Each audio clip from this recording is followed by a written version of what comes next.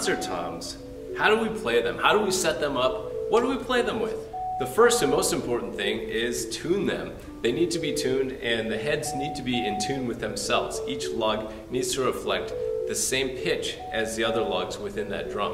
Oftentimes I'll tune these approximately a third, major or minor third, in between each drum. If you spent the marching band season playing quad toms or quints, you might want to set up concert toms in a similar configuration, drum 1, 2, 3, and 4. However, if you don't already have that established muscle memory, let me give you some ideas about how you might want to set up concert toms. One way that I've seen people set up concert toms is the lowest drum to the left, highest drum to the right, in just a straight line across.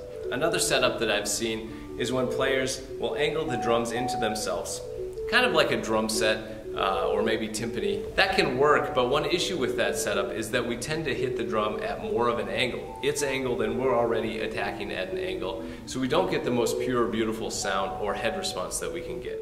Now, in my opinion, the best way to set up concert toms is as close together as possible. Almost like C, C sharp, D, D sharp. We don't have to worry about cross-sticking or reaching for anything. All the drums are right here.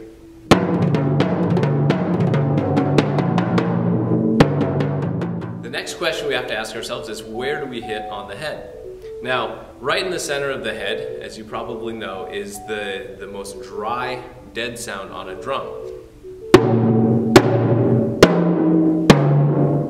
It's also the most abrasive. So that can be used in situations, but for general playing tends to be a little bit too harsh for our ears. So I like to play off center a little bit closer to the edge, maybe about halfway in between. The final question is, what do we play concert toms with?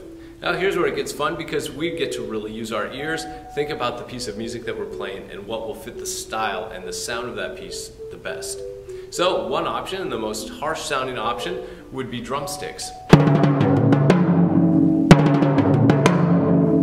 This is an example of a soft plastic mallet.